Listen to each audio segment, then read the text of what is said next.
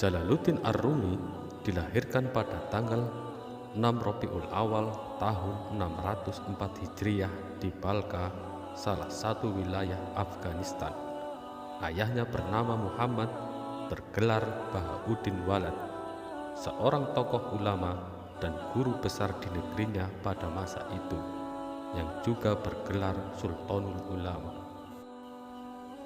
Menurut satu riwayat, bahwa nasabnya sampai kepada Sayyidina Abu Bakar Siddiq radhiyallahu anhu.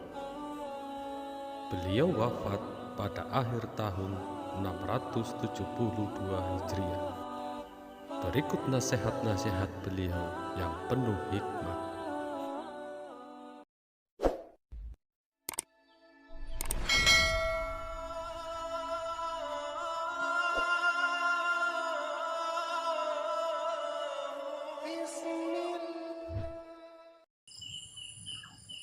Orientasi kepada indera dalam menetapkan segala hakikat keagamaan adalah yang dipelopori kelompok Mu'tazilah. Mereka menyangka dirinya termasuk golongan ahlu sunnah, tetapi sebenarnya ahlu sunnah tidak terikat kepada indera-indera yang tidak mau pula memanjakannya. Bahwasanya di balik sana terdapat berbagai indera batiniah.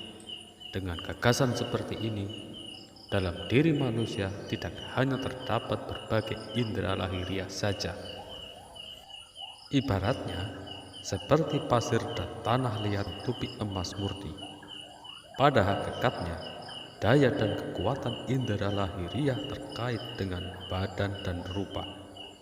Sedangkan indera yang bersifat batiniah, daya dan kekuatan yang berkaitan dengan jiwa dan roh.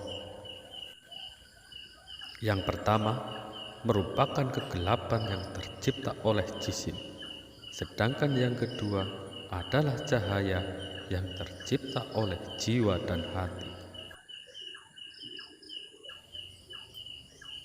Orang-orang yang berorientasi kepada indera lahiriah belaka sambil mengingkari daripada itu, mereka sesungguhnya telah menyia-nyiakan indera batin sendiri. Mereka telah mengabaikan daya dan anugerah yang diberikan Allah Subhanahu wa Ta'ala kepadanya. Akibatnya, mereka menjadi sekelompok orang buta yang hanya bisa berjalan apabila memakai tongkat atau dituntun oleh penuntunnya. Janganlah heran jika banyak hakikat kebenaran yang tidak sempat mereka ketahui.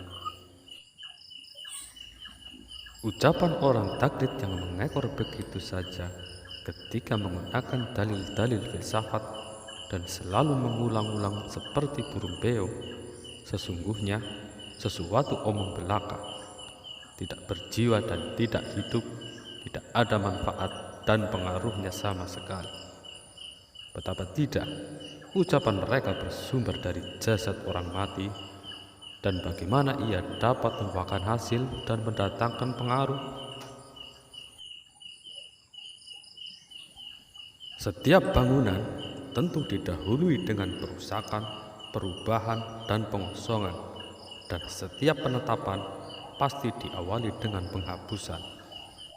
Jika seseorang hendak mendapatkan air dari dalam tanah, ia harus menggali lebih dahulu.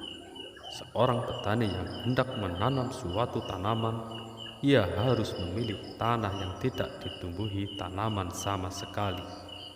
Bila perusakan lebih sempurna dan penghapusan lebih kuat, tentu penetapan akan lebih banyak dan lebih kekal.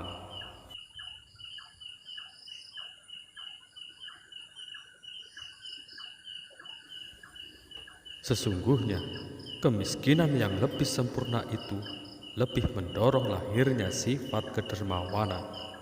Orang-orang dermawan akan melunak hatinya sehingga hati mereka tergerak untuk melakukan sesuatu, membantu orang miskin yang tidak memiliki sesuatu apapun.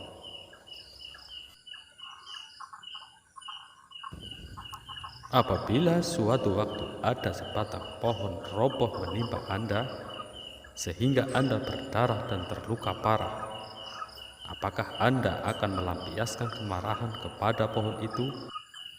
Ataukah Anda akan mengatakan, "Mengapa engkau mencelakakan aku?" Tentu tidak, bukan?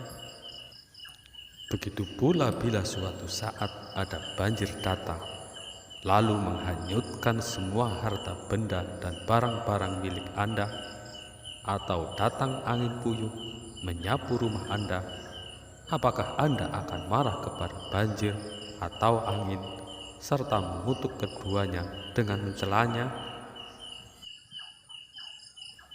Sesungguhnya, sunnah Allah yang berlaku dari kebiasaan yang lumrah ialah timbulnya akibat dari sebab, sehingga dengan demikian seseorang akan mengetahui betapa pentingnya berusaha dan berjuang mendatangi rumah-rumah dari pintu ke pintu yang sewajarnya dan mencari sesuatu dari sumbernya. Kalau seandainya kehidupan sosial dalam Islam tidak dituntut dan diutamakan, tentulah tidak ada perintah untuk melakukan sholat berjamaah dan sholat Jumat. Maka tidak ada pula istilah memerintahkan yang ma'ruf dan mencegah yang mungkar. Berusahalah lalu bertawakallah kepada Allah sepenuhnya. Sesungguhnya darah para syahid lebih utama daripada air yang suci. Segala kesalahannya akan lebur kalau memang ia mempunyai kesalahan. Aku sering kali menyaksikan orang yang pandai berenang tapi ternyata tenggelam di lautan yang sangat dalam. Namun, aku tak pernah melihat perahu iman dan cinta yang karam.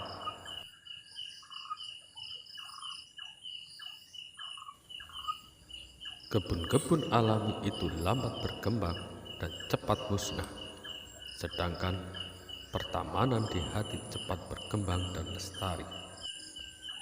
Pertamanan di jisim dalam waktu yang tidak lama akan kering kerontang dan gersang, sehingga berteriaklah pemiliknya. Adapun pertamanan hati akan selalu subur dan pepohonannya senantiasa berbuah, sehingga pemiliknya akan berkata, "Aduh, senangnya."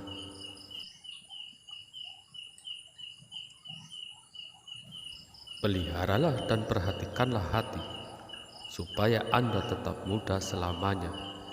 Dari wajah Anda akan terpancar cahaya, sehingga membuatnya selalu cemerlang. Perut dan mengabdi materi merupakan tirai tebal yang menghalangi Anda dengan Tuhan. Apabila tirai itu diangkat, maka antara Anda dengan Dia tidak ada lagi batas yang menghalangi. Oleh sebab itu, tariklah batas-batas perut dan majulah ke hati Anda. Niscaya akan datang penghormatan Zat Tuhan yang Maha Pengasih tanpa ada lagi tabir penghalang. Sesungguhnya manusia adalah pantulan bagi sifat-sifat Allah. Manusia adalah cermin yang jujur, yang di dalamnya akan tampak tanda-tanda kekuasaannya. Segala kesempurnaan dan keindahan yang terlihat pada diri manusia merupakan pantulan sifat-sifat Allah, sebagaimana membiaskan sinar bulan yang benderang pada sebuah sungai yang jernih. Manusia itu bagai air jernih yang di dalamnya terlihat sifat-sifat Allah. Di dalamnya ilmu dan keadilan serta kelembutan Allah terpantul dengan jelas, sebagaimana memantulnya cahaya bintang kejora pada air yang mengalir. Semalam aku melihat seorang tua mengitari kota. Dia membawa sulung, seolah-olah ia mencari sesuatu.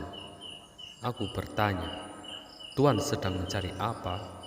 Dia menjawab, Aku sudah muak bergaul dengan serigala dan ternak-ternak.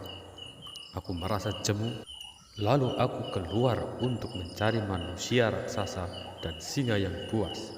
Sesak dadaku kalau harus bergaul dengan para pemalas dan orang-orang kerdil yang selalu kutemukan di sekelilingku. Kataku lagi, apa yang Tuhan cari itu jelas tidak mudah didapat.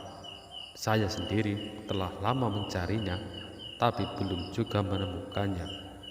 Dia berkata lagi, aku memang suka mencari orang yang tidak mudah ditemukan.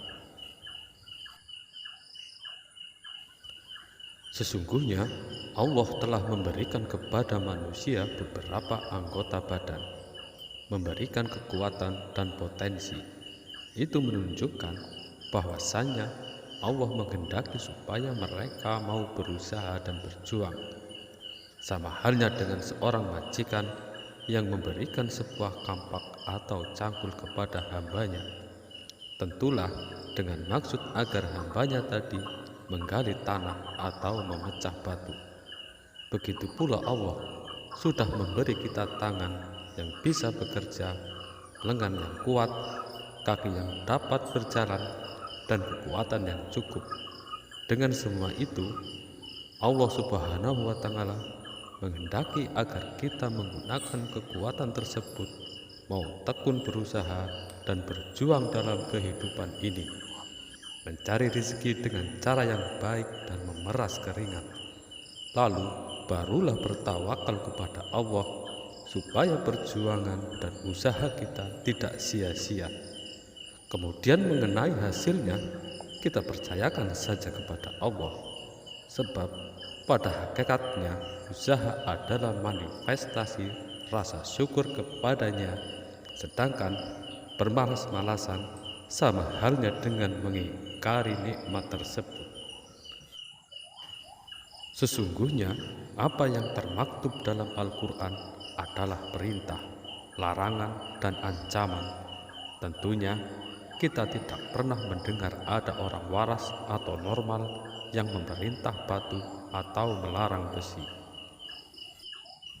Sesungguhnya hati adalah negeri makmur yang sentosa, benteng kokoh yang terjaga, serta petamanan yang diberkahi dan dipenuhi nikmat. Di sana semua jenis buah-buahan bisa didapat setiap saat dengan seizin Tuhan.